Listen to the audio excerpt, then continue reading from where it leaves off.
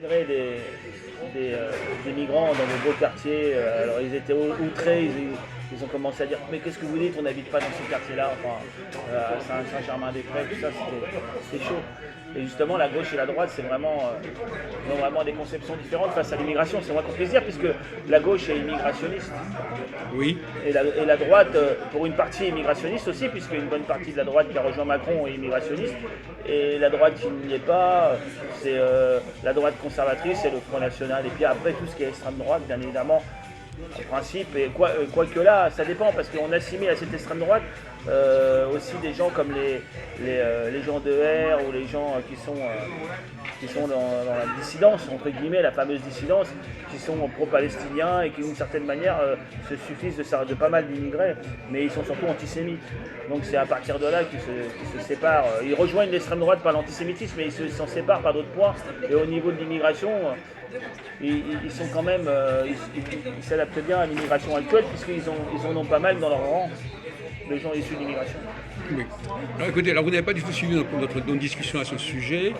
D'abord, on est arrivé à la conclusion que finalement Marine Le Pen n'était pas de droite mais de gauche déjà. Oui, enfin Marine Le Pen, c'est vrai que maintenant elle est considérée plutôt comme de gauche, parce qu'elle a. Donc quand on parle de rassemblement de la droite ou de la gauche. Elle a voulu tellement rassembler qu'elle s'est positionnée quand même au niveau social sur des positions qui la ramènent un peu vers la gauche. Et comme au niveau des autres positions que son père avait, elle s'en est détournée, il ne reste plus grand chose. Puisqu'elle ne parle plus d'immigration, vraiment, elle a intégré l'islam maintenant, puisque l'islam on ne peut pas le critiquer maintenant. Si on critique l'islam, on tombe sous le coup de la loi maintenant, un peu comme le judaïsme. Alors elle en tient compte de ça? Ah bah elle est obligée, oui. Parce que si elle fait certaines affiches, elle avait fait une affiche, on peut critiquer les islamistes, mais on ne peut pas critiquer l'islam. Et vous êtes autant condamné, si ce n'est plus maintenant, quand vous critiquez les islamistes et l'islam, que quand vous critiquez la Shoah. En fait, maintenant, la seule chose qu'on peut critiquer, c'est les catholiques, je crois, les Français de souche, les catholiques, ça, on peut y aller. Apparemment, c'est ce que je constate, puisqu'il n'y a pas de poursuite. Ça dépend de ce que vous appelez critiquer. Vous employez un mot qui est très général. Vous savez quoi critiquer? On a le droit de faire des observations chez les juifs quand même. Oui, mais c'est quand même difficile parce que maintenant, comme l'a dit, je ne sais plus qu'est-ce qui a dit ça, maintenant l'antisionisme il est assimilé à l'antisémitisme, vous ne pouvez plus avoir un comportement antisioniste. Ils ont fait un travail pour l'assimiler à l'antisémitisme, donc la gauche elle-même maintenant, elle abandonne l'antisionisme ou alors elle passe dans la dissidence. Sur l'islam, vous pouvez critiquer les islamistes et encore avec beaucoup de nuances, parce que maintenant ils font la loi maintenant, parce que depuis 1973, quand il y a eu la crise du pétrole, l'Europe elle a signé des documents comme quoi, quand il y a eu les premiers immigrés qui sont venus ici, musulmans, parce que ce sont les musulmans les premiers immigrés venus, ils ont signé une charte avec les pays du Golfe et tout, comme quoi l'islam ne devait pas du tout être critiqué. C'était un élément du deal, voilà. oui. Et ça a continué, Oui. C'est que maintenant, eux ils ont revendiqué ce document-là. Et maintenant, apparemment, vous avez même des islamistes qui parlent ouvertement et personne ne dit rien. D'ailleurs, même l'affaire Médine, le mec qui va aller au Bataclan, c'est un islamiste revendiqué.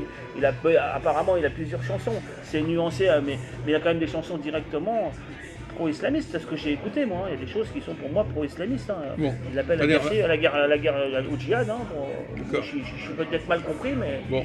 Donc ça par exemple, ça va avoir lieu. Excusez-moi, je reviens sur le débat, à savoir, est-ce que la droite est plus favorable, qui est-ce qui est plus favorable à l'immigration, la droite ou la gauche?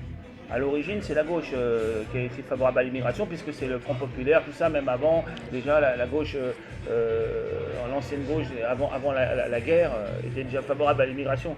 Ils ont toujours, depuis à peu près 1900, après la guerre, même un peu avant, déjà ça a commencé, je crois un petit peu avant, ça commençait déjà, l'immigrationniste, ça commence dans les années 1890, 80, 90. Bon, avec la révolution industrielle, et ça ne s'arrête pas, avec des périodes, et puis avec des gens qui ne viennent pas tous du même endroit, et ça part crescendo, jusqu'à maintenant l'invasion totale de l'Europe par des gens extra-européens. On fait court. Attendez, je vous ai posé...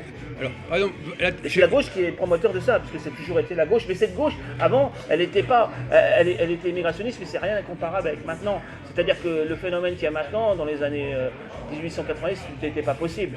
Les gens, ils n'auraient jamais accepté que des gens étrangers comme ça viennent et parlent mal du français sur place, le traînent dans la boue, agressent, fassent des choses. Ça n'aurait pas été possible.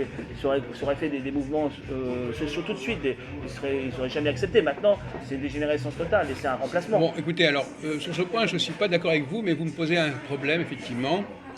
Vous savez, moi, je voudrais reprendre le propos. Juste finir, parce que donc la gauche est à l'origine de ça, et la droite qui était opposée à ça, avec les ligues et tout ça. Bon,